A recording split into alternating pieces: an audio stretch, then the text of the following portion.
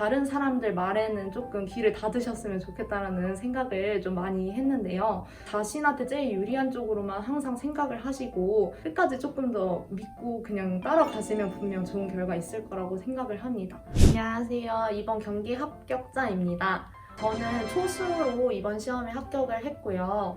1차에서 89점을 받아서 나름 고득점으로 합격을 한 케이스입니다. 근데 저는 교대원을 다니면서 미리미리 준비를 좀 했었기 때문에 사실 노베이스 상태로 초수 시험을 응시한 것은 아니고요. 3기 때 이미정 교수님 기본 이론반이랑 심화 이론반까지 듣고 복습하면서 좀 암기하려고 계속 노력을 했고, 그리고 이제 초수 시험 볼 때 이미정 교수님 풀커리를 타면서 공부를 한 케이스입니다.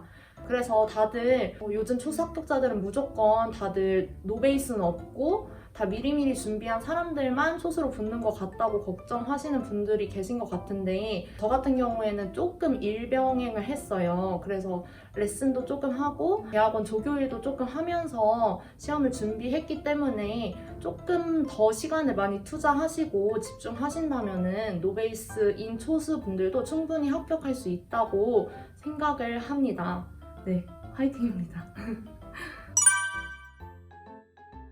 저는 일단은 학교 선배분이 이미정 교수님을 추천을 해주셔가지고 샘플 강의랑 이런 거 듣고 결정을 하게 되었고요. 그냥 강의 처음에 딱 샘플 강의를 봤을 때 일단 너무 목소리나 전달력 같은 게 되게 좋으셔서 강의 듣는데 일단 불편함이 별로 없었고, 또 교수님 말씀이 조금 느리신 느낌이 있어요. 그래서 저는 배속을 해서 더 빨리 듣는데 그게 조금 더 좋았던 것 같아요. 저의 공부 시간을 더 마련할 수 있다고 생각을 해서 그 부분도 조금 마음이 들었던 것 같습니다. 그리고 제가 강의를 들으면서 이미정 교수님의 장점을 조금 꼽자면, 먼저 첫 번째로는 국악이나 서양이나 조금 전체적인 배경이나 흐름 같은 거를 되게 잘 설명을 해주세요. 그래서 그런 게 시험장 가서 좀 응용해야 되는 문제나 좀 유추해야 되는 문제 같은 게 나올 때 되게 많이 도움이 된다는 느낌을 받았고요. 그리고 처음에 암기를 무작정 하는 것보다 이해를 하고 암기를 할 때 있어서도 흐름을 설명해 주시니까 그런 흐름에 맞춰서 암기를 하기가 더 수월했던 것 같습니다. 그리고 두 번째는 모의고사 문제나 심화반 과제 모의고사 같은 데서 좀 응용을 할 수 있게끔, 유추를 할 수 있게끔 문제를 되게 잘 내주세요. 그래서 좀 요즘 시험의 방향과 되게 잘 맞다고 생각을 했거든요. 모의고사 볼 때도 예를 들어서 이번에 단소를 써야 하는 문제가 있었는데 그 제시문을 꼼꼼히 살펴서 하나씩 추려 나가면 단소라는 관악기밖에 쓸 수가 없게끔 문제가 나와 있었어요.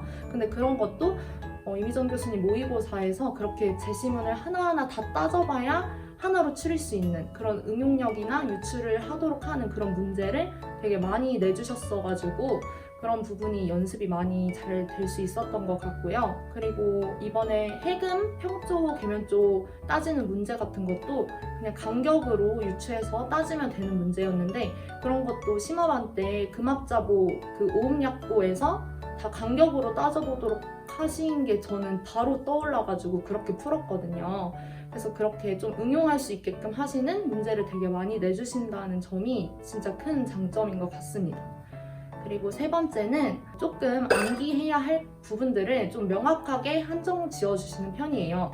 그래서 뭐 자료나 교재에 있는 거 전부 다 통째로 외워라 이런 식으로 던져주시는 게 아니라, 이런 거는 그래도 외우고 들어가야 하시지 않을까요? 아니면은 이런 것까지 하실 건가요? 뭐 이런 식으로 조금 한정을 잘 지어주셔서 그런 게 되게 좀 수험생 입장에서는 도움이 많이 됐던 것 같아요. 그래서 이번 시험에서도 좀 지엽적일 수 있었지만 교수님께서 외우라고 하신 부분들 중에 나왔던 것들이 조금 있어서 그냥 저는 딱 암기했던 걸로 그냥 풀었거든요. 그래서 그런 것들을 조금 한정 지어주시고 딱 나눠주시는 게 조금 좋았던 것 같고요. 그리고 마지막으로는 첨삭을 직접 해주시기 때문에 매우 꼼꼼히 잘 봐주신다는 점, 그래서 글을 조금 더 잘 서술할 수 있게 해주신다는 점이 굉장히 좋았어요.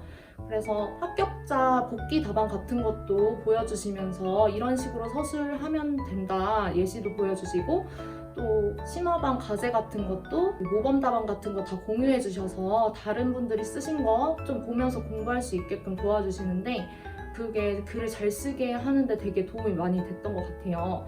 그래서 저도 이제 막 이번에 심화반 들을 때는 예를 들어 제가 쓴 게 모범 답안에 실린 적이 있었는데 그래서 글 쓰는데 좀 어려움이 점점점 없어졌는데 예전에 처음 3기 때 대학원 3기 때 기본 이론반 들을 때 제가 썼던 글을 봤는데 진짜 볼품이 없더라고요. 그래서 그냥 계속 교수님 강의 들으면서 그런 글 많이 접하고 공부하니까 글을 쓰는 게 조금 많이 늘었던 것 같아서 답안 쓰는데 조금 도움을 많이 받은 것 같습니다. 저는 일단 시기별로 말씀드리려고 하는데요. 일단은 시기별로 말씀드리기 전에 제일 중요한 거는 그냥 처음부터 어느 정도 이해가 되셨다면 좀 암기를 계속 해보려고 시도하시는 거를 좀 추천드리고 싶어요. 예를 들어서 사람들이 상반기에는 이해하고 하반기에 암기하면 충분하다 뭐 이런 식으로 말씀들을 많이 하시는데 사실 암기가 그냥 처음부터 해도 너무 많거든요. 그래서 그냥 처음부터 최대한 해보려고 시도하시면 좋은 결과를 만들어내는데 좀 더 좋지 않을까? 이런 생각을 하고요. 그래서 1, 2월 달에는 일단 당연히 강의를 열심히 들으면서 이해를 기반으로 암기를 조금씩 시도하시면 좋을 것 같고 특히 이제 재수 이상이신 선생님들께서는 꼭 개론서를 같이 읽으시면 도움이 될 것 같습니다. 그리고 서양음악사나 국악 같은 거를 목차를 교수님 교재 보고 만들어서 큰 범위가 전체적으로 어떻게 되는지 꼭 알고 시작을 하시는 게 도움이 많이 될 것 같고요. 그리고 저는 그냥 그 목차를 그냥 외워버렸었어요, 처음에는. 그러면은 뭐 민소각에는 어떤 것들이 있는지, 정악에는 어떤 것들이 있는지 이런 틀이 잡혀서 앞으로 공부 방향을 정하거나 공부해나가는데 되게 도움이 많이 됐던 것 같습니다. 그리고 3월부터 6월 심화반에는 일단 교수님 강의를 열심히 또 듣고요. 저는 집중학습이랑 회독이 같이 시너지를 일으킨다고 생각을 했어요. 그래서 심화반 때 교수님 강의를 이제 어떤 주에 들으면 그 주에 들었던 내용을 집중적으로 공부를 했어요. 그 다음 주에는. 그래서 그 내용에 해당하는 범위만 개론서를 읽고 그 내용에 해당하는 범위만 관련 기출문제를 풀고 또 그 내용에 해당하는 부분만 이미정 교수님 예전에 내셨던 670제 문제를 풀고 또 그 해당하는 부분만 제가 작년에 들었던 기본반, 심화반 모의고사 과제를 다시 한번 풀고 이런 식으로 그 했던 내용만 집중적으로 일주일 동안 공부를 했고요. 그리고 그 일주일 동안에 그 하루에 한 2시간 정도는 교수님이 했던 내용과 상관없는 범위를 일부러 회독을 했어요. 그래서 이게 범위가 너무 많아서 여기에만 또 집중하고 있다 보면 다른 애들을 읽기가 너무 쉬워서 일부러 여기를 집중하고 있을 때 다른 거 하나씩을 가져다가 일부러 공부를 했고요. 그래서 조금 어떤 부분을 집중적으로 푹 빠져보기도 하고 또 다른 부분들 안 읽게 한 번씩 읽어보고 이런 식으로 3월에서 6월은 공부를 했던 것 같습니다. 그래서 그냥 교수님 진도 따라가면서 1회독을 하고 혼자 범위를 4개월로 쪼개서 1회독을 하고 이런 식으로 2회독은 할 수 있도록 심화반 때 했던 것 같고요. 그리고 7월에서 9월에는 기출반이랑 문제풀이반이 있는데 개인적으로 교수님 기출문제반에서 주시는 그 기출문제 변형하신 문제들이 되게 좋아요. 그래서 그거 열심히 풀었고요. 문제풀이반에서 제가 제일 전략적으로 혼자 사용했던 방법은 교수님이 이번 주에는 이런 범위 문제가 나갈 겁니다 하시는 거를 일부러 공부를 안 했어요. 그래서 교수님이 미리 알려주시는 범위 공부를 안 하고 그냥 심화반 때까지 했던 암기 가지고 그 문제를 풀어보려고 했던 것 같아요. 그래서 교수님이 범위를 알려주셨을 때 미리 그 범위를 공부하고 그 주에 문제를 풀면 조금 최신 효과처럼 그냥 며칠 전에 봤기 때문에 기억이 나서 그 문제를 풀 수가 있다고 생각을 해가지고 조금 일부러 안 보고 문제를 풀고 그래서 당연히 틀리는 것들이 많아요. 그러면 이제 그런 것들을 복습하는데 조금 더 중점을 두고 공부를 했던 것 같습니다. 그리고 7월부터는 회독 주기를 계속 줄이면서 회독을 계속 하려고 했어요. 그래서 처음에는 한 6주에 1회독 정도 하려고 했고 그 다음에 4주, 3주, 2주, 나중에는 3일 이렇게까지 1회독 주기를 줄여가면서 계속 시험 직전까지 회독을 했습니다. 그리고 10월, 11월에 있는 모의고사 반에서는요, 실전처럼 그렇게 연습을 많이 하는 게 되게 중요한 것 같고요. 문제를 풀 때 실제로 그 짝스터디 쌤이랑 페이스톡 켜놓고 시간 맞춰서 서로 문제를 풀도록 했어요. 그래서 시간이 부족한 거 같은 거 다 체크 일부러 하면서 실전 연습을 했고요. 그리고 모의고사 때는 특히 실수를 줄이는 연습을 꼭꼭 해야 한다고 생각을 해요.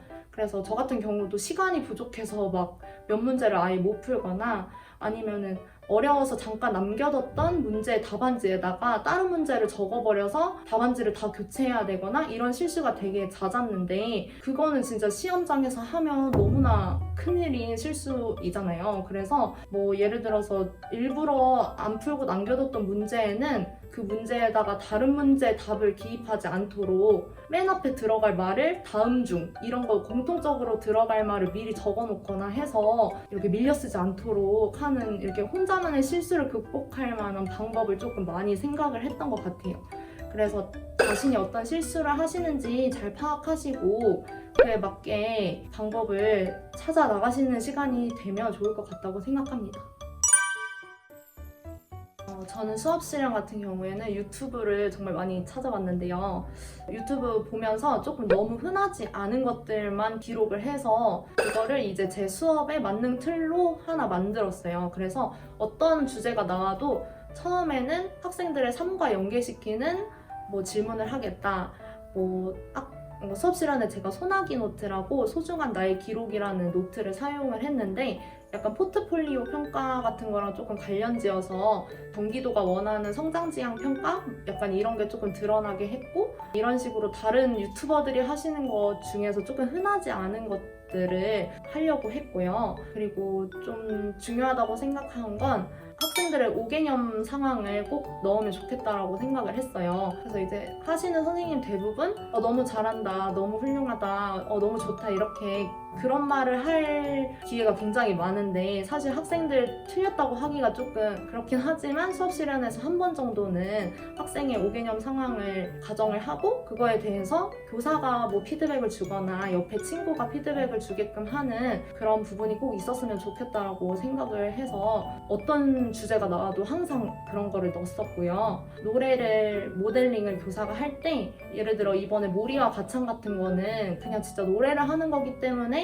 그래도 조금 신경 써서 부르려고 하거든요. 성악 전공처럼은 못 부르지만 좀 신경 써서 부르려고 하는데 예를 들어서 기악 창작 같은 게 수업 시간 주제로 나오면 기악을 목소리로 그냥 피아노인 것처럼 선생님들이 부르시다 보니까 그냥 부르시는 경우가 많더라고요. 저도 그랬고 그래서 조금 성악을 하는 것처럼 기악을 부를 때도 좀 성악을 하는 것처럼 좀 전문성 있게 불러주면 어떨까 이런 생각을 항상 하고 있었던 것 같습니다.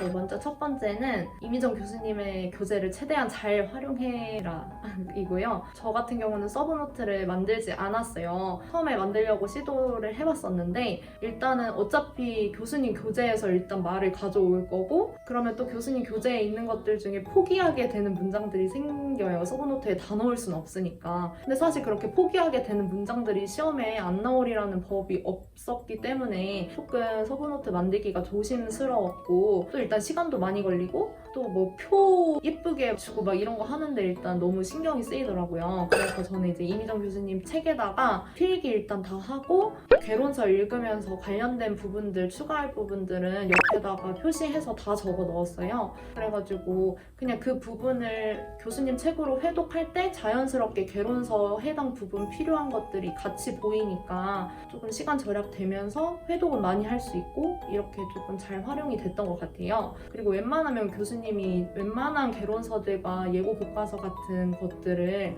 거의 실어 놓았기 때문에 그 중에서 심화적으로 좀 더 제가 필요할 것 같은 문장을 가져오면 됐어서 양이 엄청 늘어날 것도 아니었고 그래서 되게 효율적으로 잘 활용을 한 것 같습니다.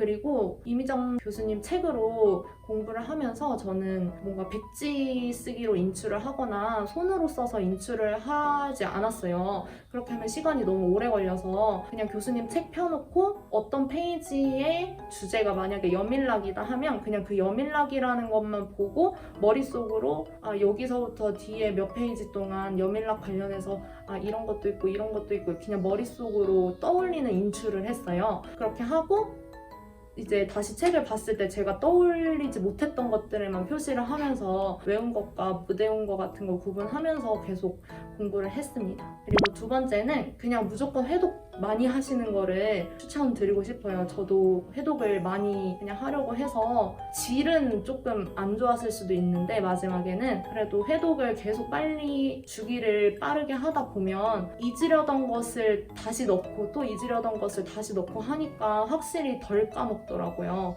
근데 이 시험이 어쨌든 끝까지 누가 많이 안 까먹냐를 좀 보는 시험 같아서 조금 회독 주기 줄이시면서 계속 반복하시면 좋겠다라는 생각을 했습니다. 그리고 회독 때마다 다른 형광펜을 사용을 해서 책에 한 4-5가지의 형광펜 색이 있어요. 그래서 처음 회독할 때 좀 해결이 됐었다가도 한 5번째 회독할 때 다시 그게 기억이 안 나기도 하거든요. 그런 것들을 색깔별로 조금 표시를 해서 마지막에는 제일 마지막에 기억 안 났던 그래서 칠해놨던 형광펜 부분만 보고 시험에 들어갔던 것 같습니다. 저는 이 시험을 준비할 때 선생님들께서 조금 다른 사람들 말에는 조금 귀를 닫으셨으면 좋겠다라는 생각을 좀 많이 했는데요. 예를 들어서 모의고사 점수가 잘 안 나와도 사실 붙으신 분들이 계시고 잘 나와도 떨어지신 분들이 계시고 모든 경우의 수가 있는 시험이라서 그냥 자신한테 제일 유리한 쪽으로만 항상 생각을 하시고 긍정 회로를 돌리시는 게 어떨까 생각을 해요. 그래서 좀 스트레스 덜 받으시고 건강하게 시험을 준비하시면 좋겠다라는 생각을 했고요. 이미정 교수님이랑 함께 하기로 결정을 하셨으면 정말 믿고 따라가면 분명 좋은 결과를 만들어낼 수 있을 텐데 너무 이제 듣다가 주위 사람들 얘기 들어보면 이 쌤은 이렇다더라 저 쌤은 저렇다더라 이렇게 좀 주변 얘기 많이 듣다 보면 혼란이 와서 오히려 원래 낼 수 있는 결과를 못 만들 수도 있다고 생각을 하거든요. 그래서 이미정 교수님을 믿고 이제 패키지를 타기로 하셨으면은 끝까지 조금 더 믿고 그냥 따라가시면 분명 좋은 결과 있을 거라고 생각을 합니다. 네.